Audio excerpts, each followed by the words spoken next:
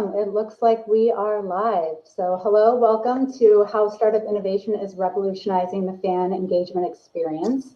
I think we can all agree that fans have always been the engine that drives sports industry, and innovation is right on the heels of that. There's so much that's converging right now, whether you are at the game or streaming the game from your palm of your hand. We're here to talk about all the ways that sports and innovation and technology are converging to really put the fan in the center of the experience. I'm Jenna Croft. I'll be the moderator for today. So I'm Vice President of Startup Partner Development at Comcast, and I have the privilege of leading Comcast NBCU's SportsTech, which is a multi-stage accelerator. We're focused on investing in and developing the next great sports technologies. And we've got a great sports consortium effect going on in that we have NBC Sports, Sky Sports, golf, as well as Comcast Ventures. And then we round that out with external partners in NASCAR, 3 Olympic teams, USA Ski and Snowboard, USA Swimming, and USA Cycling. So I am extremely grateful today to be joined by 2 talented founders who have gained insights into sports technology from several different perspectives. And we'll talk about your journeys, past, present, future, fan engagement, and in my opinion, probably the most important part of the discussion, which is the special insights that you have on startups and what it takes to bring new and interesting ideas to the playing field. So with that, let me do a quick round of introductions. So Josh Bryant is the CEO of Fangage, and joined with Josh is Jose Vitez with Boomtown, our operator partner for Comcast NBCU SportsTech, a serial startup founder and investor himself. Hello. Guys. Hey, everybody. Good to be here. Well, I'm going to start off with some good news, which is, Josh, you have a special anniversary that you're celebrating, 5 years of Fangage, so congratulations. And could you tell us a little bit about the origin of Fangage and a bit about your journey to where you are today? Yeah, thanks, Jenna. Before I hop into that, I want to give a quick shout out to Techstars for putting these events on, continuing to put these events on. I know this is a tough year.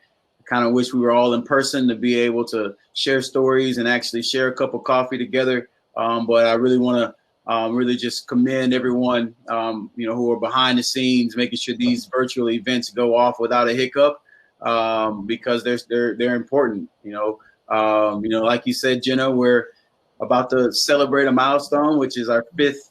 I guess you would call it our 5th birthday, our 5th year of being stubborn and not giving up. We're about to cross that milestone at Fangage, and what Fangage is a platform that allows fans to upload photos to celebrities, and then the celebrities can autograph those photos through our digital autograph portal. And the idea was born, like I said, a little over 5 years ago. At the Denver airport, my co-founder and myself. My co-founder is Emmanuel Sanders, who plays for the New Orleans Saints. He's in his 11th year in the NFL. But him and I were at the Denver airport back in 2014-15, and a teenager came up to him, asked him to take a selfie in Snapchat. They took the selfie together. The teenager asked him to sign it in Snapchat, and I was like, "Whoa, that was really dope. That was super easy." Do you think people will want to get digital autographs on photos that they took themselves? And that was the original kind of aha moment. And 5 years later, and a global pandemic later, we're really seeing demand take off for our product. And we're about to cross over to that new threshold of post revenue, and kind of see what those waters hold for us. Well, congratulations. And what you described, that sort of Snapchat eureka moment, that really puts you in a different mindset in terms of how fans could interact with athletes. So, but it sounds like you had a lot of journey leading up to that beforehand. Can you give a little bit of that backstory and how it's now positioned you to be digital first and be right on point in the world that we're in right now? Yeah, for sure. I've been in sports and entertainment my whole career. I was one of the ones that are fortunate enough. It's kind of like an old saying in the sports and entertainment business is it's hard to get into unless you have a lot of cash or if you looked up and one of your college roommates gets drafted into one of the professional leagues. I was like lucky times 3 because I had roommates that got drafted into the NFL. So right out of college, I started building websites for them. And through their websites, this was around the time, this is like 10, 11 years ago, where eBay was, pretty much controlled the memorabilia market. So a lot of my original clients were upset that they would sign autographs for fans, and then they would look on eBay and their autographs were on eBay for $15, $20. And so through their websites, we said, okay, well, we're going to build you a website and we're going to start selling your memorabilia through your own website so you have more control of that process.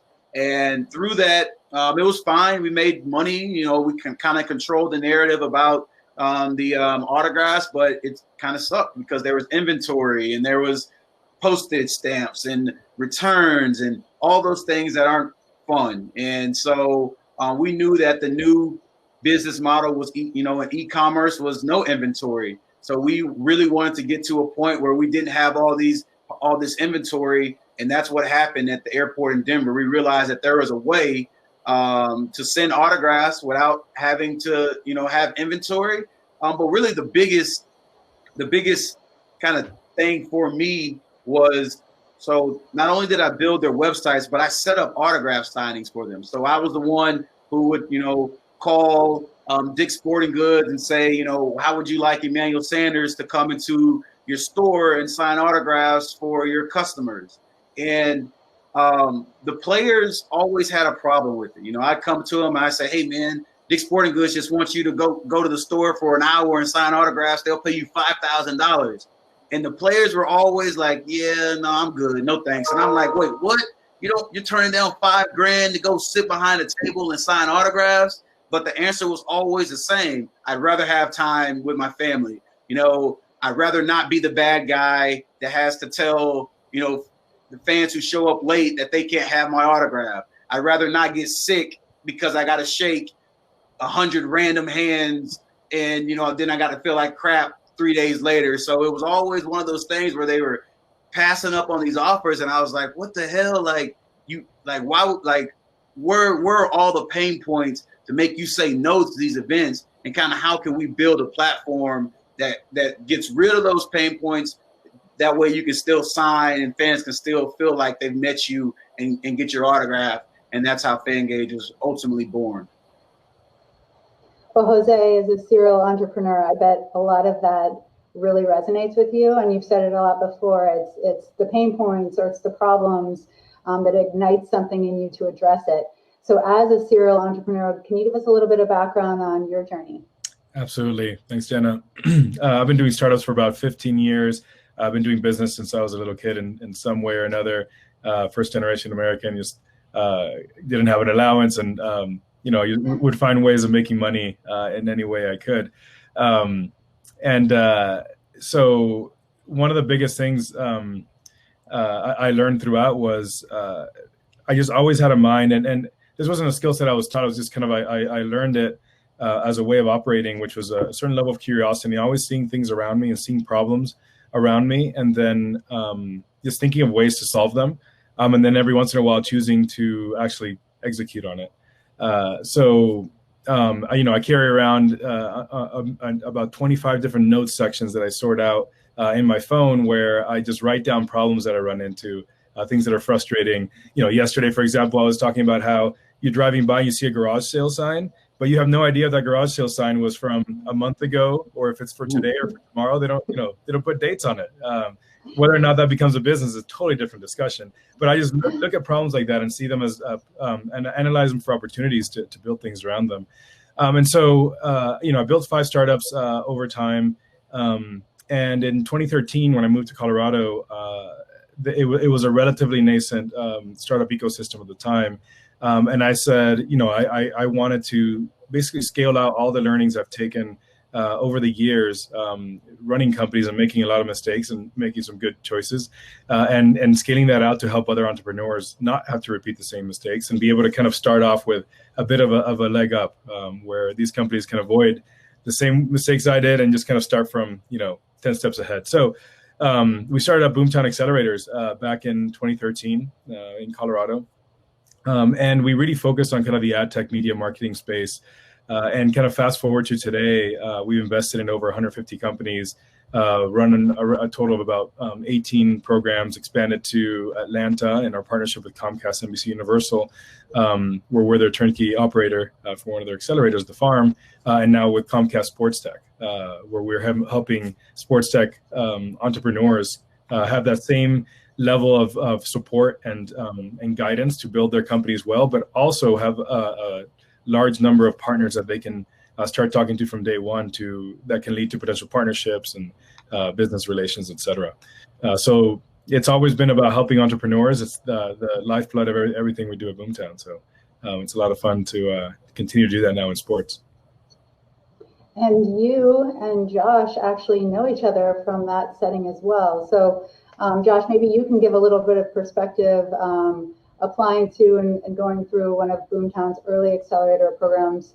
Unfortunately, we didn't have SportsTech back then, and they made some sports partners on board, but it helped your business in a number of ways. Can you share a little bit about that? Yeah, I mean, it's every time I see Jose, every time we talk to each other, it's always refreshing just to think back on the fall of 2018. Fangage was at a spot we were kind of stuck. We're kind of stuck in the mud. Our team was all spread out all over the country. We were all working remote. We had basically ran out of cash. We were looking for answers to some questions that we really couldn't provide answers to. And so we knew at that time that, we needed some kind of jump start. We needed something to bring us all together, something to, make, help us kind of figure out a path to profitability, so to speak. So summer 2018, we applied for the Boomtown Accelerator Program in Boulder, and we were the last ones in. And it was a crucial point in our development because we knew we had a product that was cool. It was cute. People thought it was really cool, but we had no idea how the hell we were ever going to scale. We didn't have the answers to how we were going to get to a point where anybody would want to invest in us, or how we would get to a point where we were a legit company and not just a good idea. And I remember getting on those calls with the Boomtown selection committee, and honestly, in my gut, knowing that we weren't the most ideal candidate, just because there were a lot more questions than there were answers. But through that process, we were fortunate enough to be accepted, and we took the challenge, and we were truly not just throwing it out there. We were extremely blessed and extremely just excited to start this process. We went through it. It wasn't a competition, but this was an opportunity for us to put what we built next to 12 other companies, and see where they were strong, where we were weak, and ask for help, and before this was the first time to really have help. We were trying to do everything on our own, and that was a wrong way to do it. But we were able to build our B2B model at Boomtown, and without it, we wouldn't be in this position that we are right now. So I was extremely fortunate, and I sing the Boomtown praises whenever I get the opportunity, because it truly was a stepping stone for us to get to that next level that we needed to get to. You guys we're going to go back to that. So it showed. So. And we're going to go back to your business model piece in a moment, but Jose, I think it would be helpful for other startup founders who are tuning in and listening. What is it about Josh and the Fangage team that stood out? Because so often you are investing in the team as much as you are the idea, the technology, the product. Can you speak to a little bit of that? Absolutely. The number one thing we look for is a team. And, it's easy to say that, and everyone kind of says it's all about team and everything. And, but for us, but often when you talk to a lot of VCs or investors in the space, they'll say team, but then they say, where's your traction? Show me how much you've already built or whatever else. And for us, from the start, we said, look, there's plenty of people solving the problem for entrepreneurs who already have a bunch of traction. No one's really putting their money where their mouth is as far as investing in really smart teams when they are very risky, when they're just, either a prototype or an idea or whatever else. And so we kind of made a decision ourselves that we wouldn't ever turn a team away because they lacked traction, if the team was really strong. So we'd rather have a strong, founding team over a company with very little experience that's got 100,000 in monthly revenue any day. So for their case, they had not just with Josh, but also one of his co-founders, Fernando, who was one of our mentors, and a number of other individuals that he put around him, around the Fangage team, that showed us Josh's ability to lead and to kind of cast a vision. And in addition to that, we kind of had, one of the things we look for constantly are individuals who are in love with a problem, who aren't just in love with a solution. There's plenty of companies out there who build something and then spend the rest of their startup lives or the life of that startup trying to find someone who's going to buy that product, because they never thought about actually solving someone's problem first. They focus on building something. So one thing that we really pushed the Fangage team on was to what extent they were really passionate about this problem, or they had just kind of built, like he said, a cute little tool that seemed nice, that nobody would ever actually use. And what we found out during that process is they were really passionate about helping athletes, about connecting entrepreneurs. And maybe Josh, you have a chance to share a little bit about that vision of why you started Fangage in the first place. But it was really evident to us that this was something that was close to his heart, of connecting fans that can't get out to games because they're expensive, but want to connect with their favorite athletes. And it's true, the holy grail of any fan engagement experience is that it is personalized. And so, Josh, would love for you to talk about how you've created an experience for the fan that is very, very personal. And then let's get into the business model from there. Yeah, you said it, it's a good segue because we're talking about Boomtown and our start there. The first week of Boomtown, they force you to go out and ask questions of your early adopters.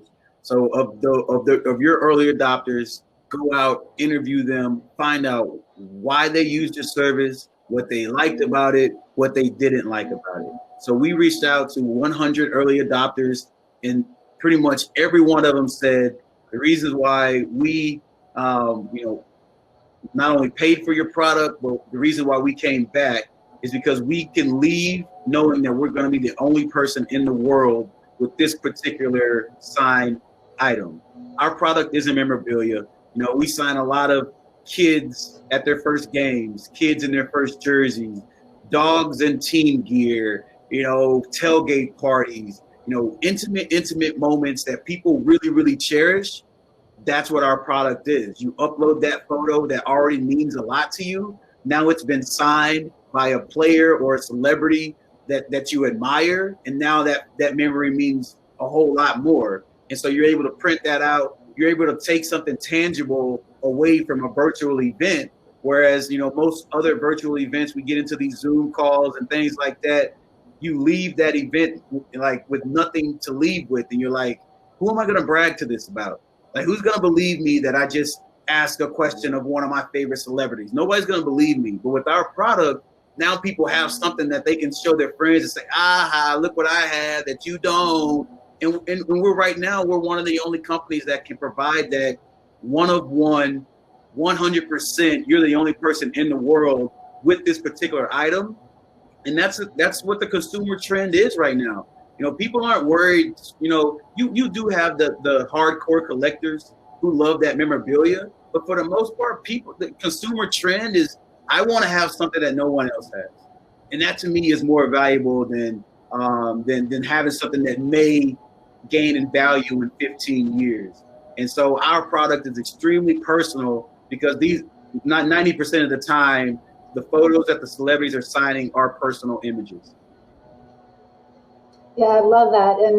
And you also had some other rich learnings along the way, knowing that these athletes, their time is precious. They want to be with their family. They're traveling, competing in a long and grueling season. So how did you arrive at your business model? Because it seems that you're getting a lot of traction through brands and through sports talent agencies and management? Yeah.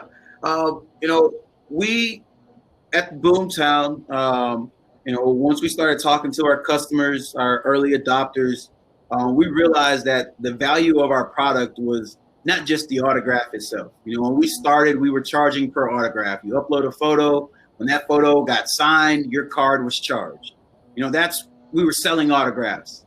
But what we realized that it was bigger than the autograph. We were collecting a lot of email addresses. We were collecting a lot of data. We were providing something that the fans instantly rushed to social media and they shared our product. So we wondered if this was something that we can build for professional teams and their sponsors as a social media campaign. We felt like we were building something that was truly unique and that the brands could take advantage of. So we switched our business model from selling to the fans to selling to the brands. And I'd be naive to say that, we're one of the fortunate COVID-19 beneficiaries. I don't even like saying it just because this is some scary stuff. And, it's not something to really, be happy about or excited about. But truth is, COVID-19 has, taken our product for something that was cute, like a vitamin that you might take to feel a little better, to a drug where, we have our NFL partners are using our platform on a weekly basis to satisfy sponsor activations. So they're looking at our product as a way to say, all right, we have to satisfy our top sponsors. And with our top sponsors, they usually get VIP meet and greets. They usually get all these exclusive activities that we can't offer anymore. But we don't want to lose their sponsorship. We don't want to lose that money. Insert our product, and now we're able to provide these one-on-one experiences for those sponsors. So now the teams are able to keep those sponsors happy. So that's our business model now. And we have 20 NFL partners. We just signed our 5th NBA team. We're working with, brands like Walmart, Barclays, CarMax to have those experiences that, have been canceled this year, unfortunately. But at the same time, we were ready for it. When COVID-19 hit, we were ready, and our platform was ready for it to take advantage. And we're fortunate to be in this position, but we're seeing some really good growth right now. And all of those scaling questions that we had in 2018, our vision's a little bit clearer now. Well, I shared at the beginning that SportsTech, the Accelerator, is really about investing in and developing the next great sports technologies. And you say that accurately, Josh, that the world of sports, when it went on pause, a lot of the investments across sponsorships, media rights, all of these things that Comcast and NBCU as a company had invested deeply in. I mean, if you look at we paid $7.6 billion for the rights to the Olympics all the way through 2032. And who knows how we're going to be enjoying the Olympics 13 years from now, but we certainly need that to be the major media event that it is. And, fingers crossed for everything going smoothly coming up here as well. This is a moment, Josh, where I would love for you to weigh in as well, which is when we were getting our arms around SportsTech, and really all the 8 different investment areas of it, fan engagement being one of them, athlete and player performance, venue and event innovation, fantasy and sports betting, the business of sports. Can you pick 1 or 2 of those, and let's just kind of talk about some of the trends and what we're seeing so far as we've had so many startups apply to the program?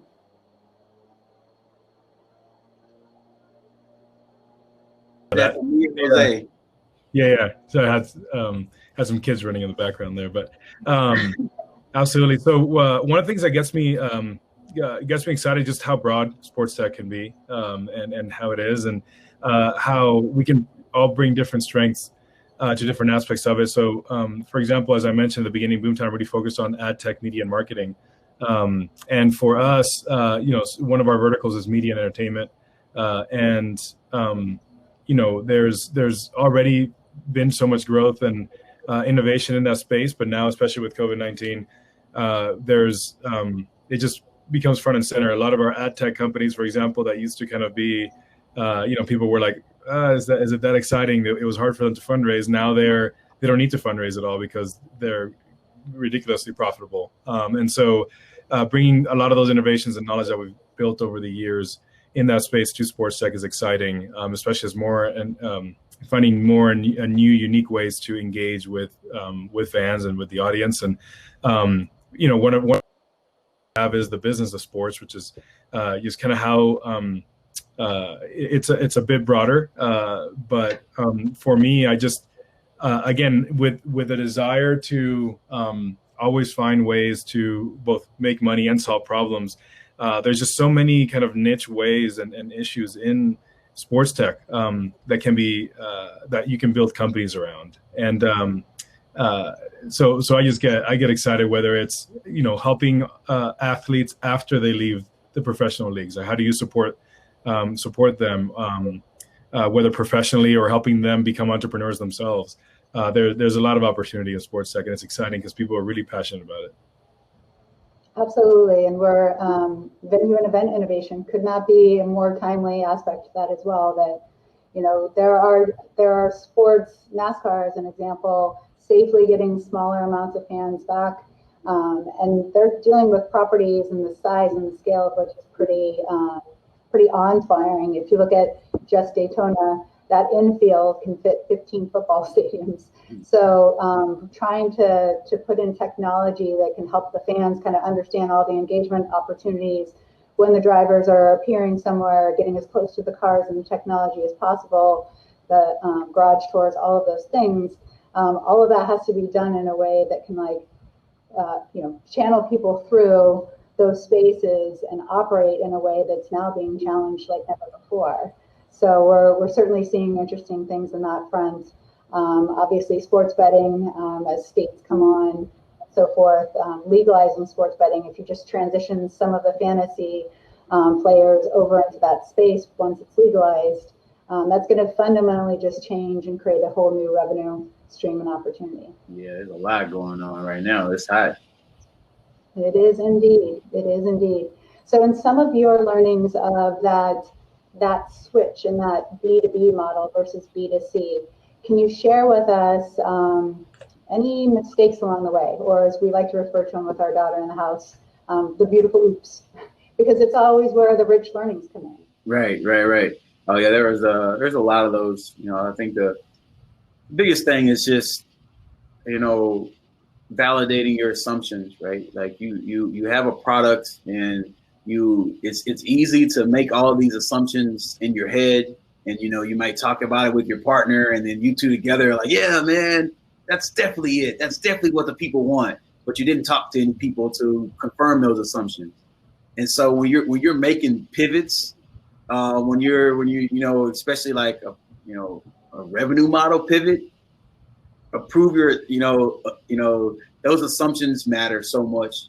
You got to go out, and you can't just have the assumptions in your head and think that you're the only person who knows the best. You're going to have to go out and not only ask your early adopters how they feel about the pivot, but you're going to have to go out and humble yourself, and you're going to have to maybe talk to someone that you might think is a competing product, but they were able to successfully make a pivot to where they might be able to help confirm some of those assumptions that you may have. But our biggest thing by far, no doubt about it, was, I had to really reprogram. First of all, I had to humble myself because we switched to this B2B model January 2019. We didn't make our first cent until March 2020. So, there was a long time of, did we make the right decision? There was a long time of, pitching this to investors, and then them looking at us and we're like, I don't understand. You were making money before. Why the hell would you switch to this model that you haven't made a cent? So there's a whole lot of second guessing. So, patience, but you got to check your ego at the door, because chances are that pivot's going to take a lot longer to work than what you originally thought it would.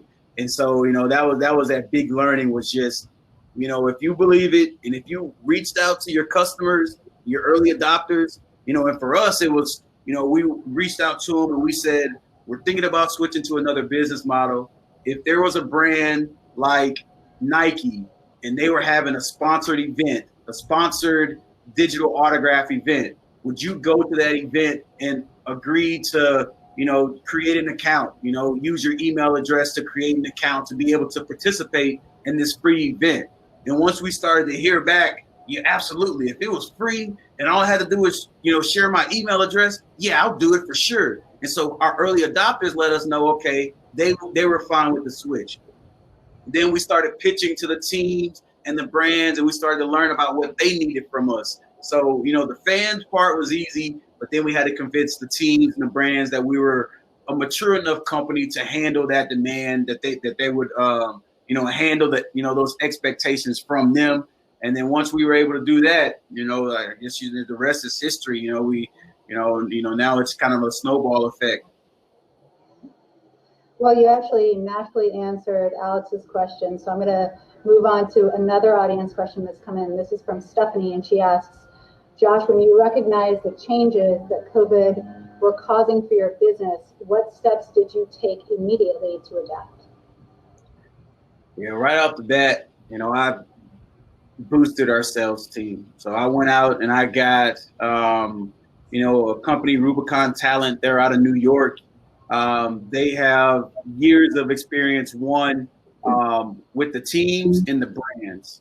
And so I knew that we had this really unique opportunity to sell to these, the teams and the brands that support them.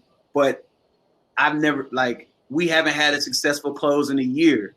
So I needed to bring somebody on my team that could walk the walk, talk the talk. So when we got into these demos, I wasn't selling and giving demos.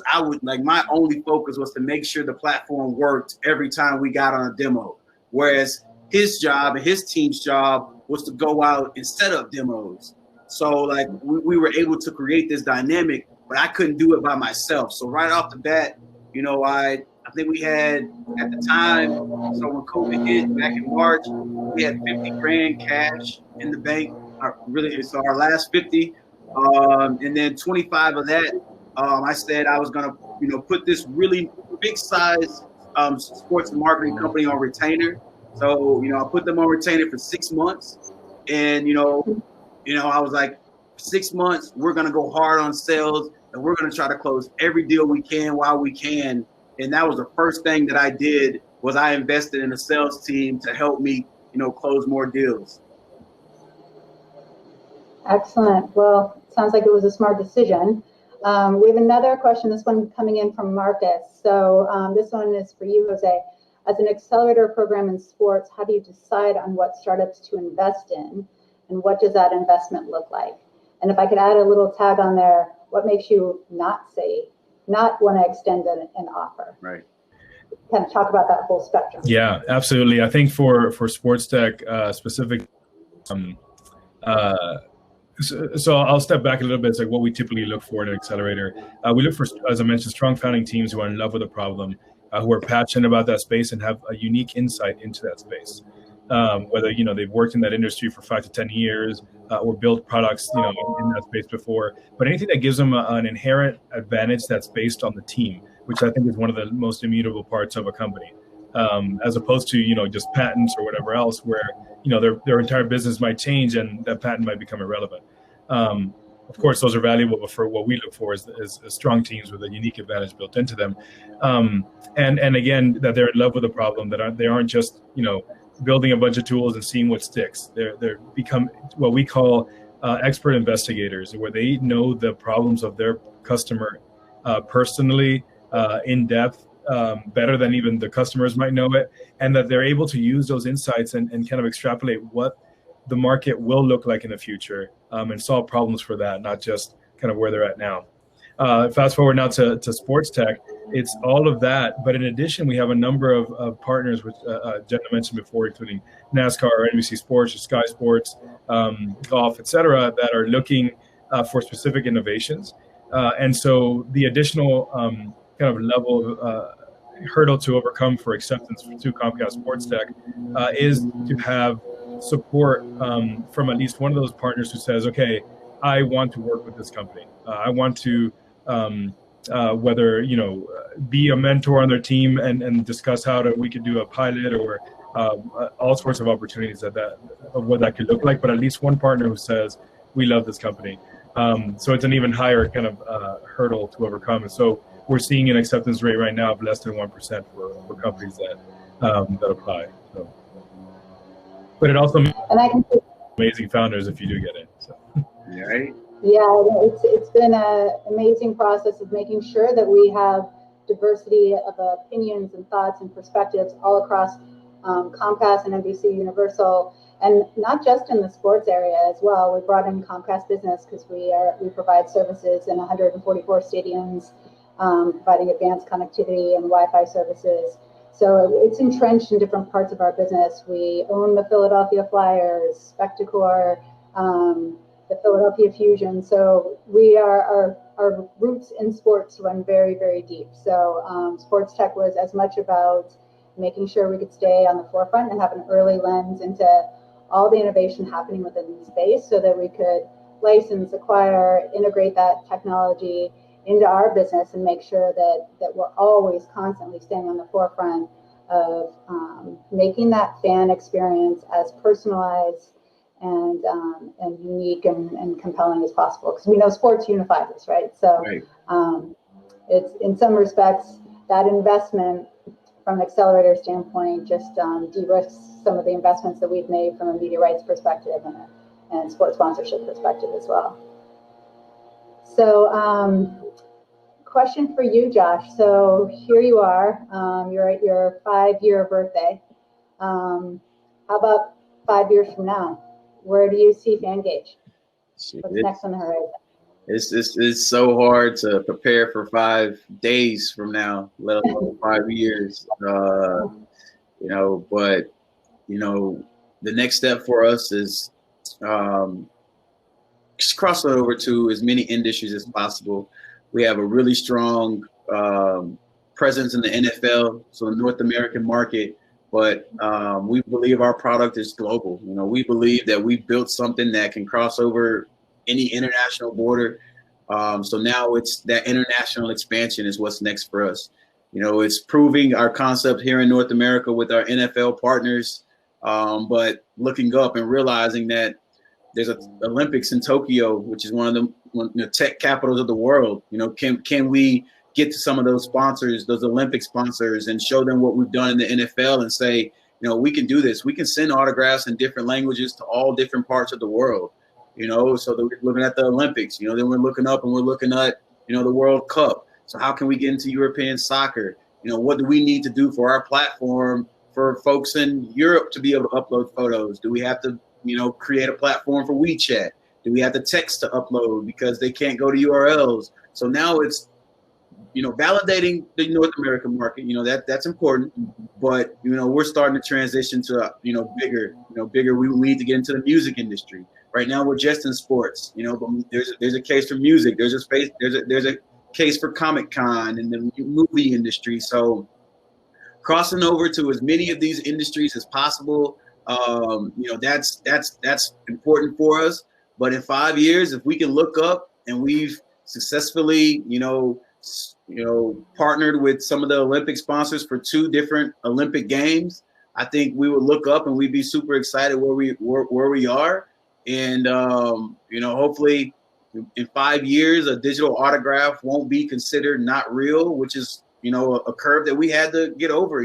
For the longest of time, people looked at our product and they said, that's not a real autograph. No, that's not real. Well, hopefully by then, people will look at our product and say, not only is it real, but, this is the way, I prefer this over, an autograph with a marker that may fade off on the ball and you don't even know who signed it in 20 years. But, with our product, it lasts forever. So hopefully in 5 years, we can successfully change that narrative that a digital autograph is fake. It's not real. But not only is it real, but this is the new way. And this is how it's done now. Love it. So Jose, I'll toss it back over to you. Let's think about this from the standpoint of SportsTech and the Accelerator. What do you want to see in 5 years? What does success look like there? Oh, that's good. I want to see additional verticals that are created, even from where we have to be forced to create new new verticals for us to be investing in, right? So we've got, media, venue innovation, esports, sports betting. But I mean, sports betting is only, a handful of years old, where it became legalized and mainstream. So I'm excited for additional verticals that come out from that, because it shows just fundamental industry shifts in innovation and in the sports world. I mean, I'm loving just seeing how the bridge between professional athlete to the audience is shrinking, not just with connections with things like Fangage, but even the fact that, for example, esports, right? Like it's allowed people to become celebrities, whether because they themselves become really good players or because they become really engaging streamers, and people, you get an entire audience that follows you because you put a lot of effort and work into the content that you're creating. So I just love stuff like that allows for more democratization of an industry. Absolutely. And I personally, I talked about the Olympic rights, and who knows how we will be enjoying the LA 2028 Olympics. But I certainly hope that we have stories of startup founders and entrepreneurs where we have helped their business along the way. And we have helped them create technology that can help an athlete, that can help them on their path to the podium. I think that would be a very fulfilling and personal, again, going back to the whole personalization piece around the fan experience. So we have a few more minutes. It doesn't look like we have any other questions that have come in. Anything that you think would be interesting that you want people to know about? Anything we didn't cover? Yeah, I think for me, I love encouraging entrepreneurs out there to just go out and build stuff. I mean, don't put. I think even though I put some warning signs or some concerns I have that often people just kind of build stuff without actually knowing that there's a product out there. I think on the other side of things, though, it's don't wait until you've got all the answers to start building stuff. Just, if anything, just let your first steps be, like I do, just write down problems, and then spend a little bit of time brainstorming how you would solve it potentially, and then just kind of put stuff out there. Start talking about what an idea that you love, and that's kind of, I always have something kind of I'm building on the side, even though now with family I don't pull the trigger on it just out of self-discipline, but I'm always just talking about some idea or some problem, and I just talk to people about it and see people get excited about it. And that by doing that, I start building kind of a bit of a support group and even a potential co-founder or whatever else as I talk to them. And so I kind of keep that in the back of my mind, in 10 years or whatever, if I jump onto something else, which I have no plans to anytime soon, I have like this kind of repertoire of ideas and teams and people that I would want to work with. And so I'm always just doing that. And so I encourage you to do that. Just talk to people. Don't be afraid of someone taking your idea. If anything, be excited about the possibility of them jumping on and building it with you. Right. Yeah. Yeah, I love that advice. Stay curious, ask questions, stay in love with solving the problem, right? But not being beholden to the way it's solved, because so much of the assumptions going into it, the more you talk, the more you survey, the more you do lightweight experiments, you can discover, wait a minute, there is a better path. It's not B2B or B2C, it's B2C, as an example. So Josh, I think this would be a great way for you to close out, again, kind of carrying the theme of advice for our founders and our entrepreneurs in the audience. You had that moment in the Denver airport. You could have easily been like, oh, that's cool, that's dope, I think is the word that you used, and then gotten on the plane and fired up a movie and gone on with your day. But instead, you went straight to work. So what was it that allowed you to see the potential and not let fear or question marks stand in the way of you just diving in? Yeah, a couple of things, and I'll get the obvious one out first. I'm lucky, I mentioned it earlier. I was lucky, my co-founders in the NFL, so I was building a platform that was, for them. So I was lucky in that sense, but also, there was this there's this entrepreneur drive where, you know, it was a time where you saw companies like Uber and Lyft and Airbnb, you know, they started to take off with these concepts that didn't have any inventory. And so I had already wanted to build, we've been building it. We just weren't quite there yet. So when we saw something that made sense, it was like, oh, this is what we've been waiting for. This is what we've been building on. Now let's act on it. You know, and let's act on it. But, you know, for me, it wasn't so much the execution. It wasn't so much getting it done. You know, for me, the biggest obstacle from, you know, we got a good idea, how do we take it and build a good company, was I was horrible at asking for things. You know, and, you know, sometimes entrepreneurs, like, you think that you're only asking for money. You need to know how to ask for money from investors. But truth is, like, you're going to have to ask your friends to hop in and help you. You're going to have to ask your friends to, hey, man, I'm pushing an update. I need somebody to, you know, go on and use the platform today. You're going to have to ask, you know, your friends to do things like that. And then you're going to find somebody who's like, you know what, I'm willing to work on this project with you. You're going to have to ask them to stay up late and not make any money. Like the biggest thing for me was, you know, earlier in the call, Jose brought up Fernando Cardenas. He's my, you know, my number one mentor. You know, he sat me down. He said, Josh, you have a lot of the tools to be a great business owner, but you suck at asking for things. You suck at asking for help. He was like, the best entrepreneurs and founders I know were amazing at asking people to do things, and you are really bad at it. So if you have these aspirations, you have these goals of building a company that one day may get sold, or one day, you know, may actually change the world, you have to become a better asker of people, because as a CEO, that's what you're going to do. You're going to ask investors for money so you don't run out of money. You're going to ask your team to stay up late, and you hope that they don't, you know, there's not a mutiny, because they trust in how you ask them, that it's a true need.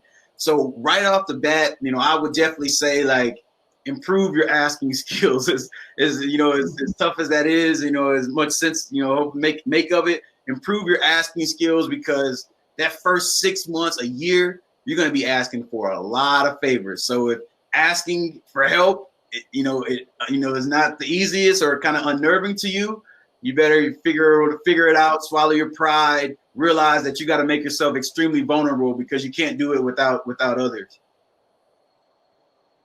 So true. I think if you're an entrepreneur, you are picking a path where you have to choose courage over comfort a lot of the time, and being willing to ask questions, fearlessly challenge assumptions, learn from your mistakes.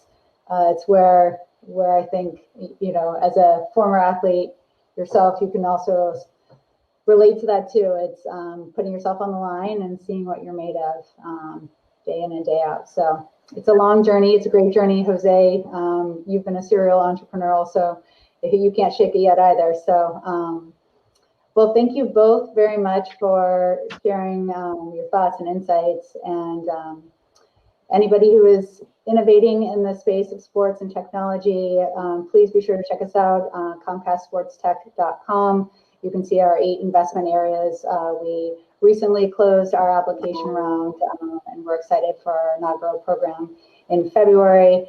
But this is a long-term investment in making sure that we are building the next great sports technologies with great startup entrepreneurs out there. So check us out, and thank you again. Appreciate both of you. Thanks, Jenna. Thanks, everybody. Peace.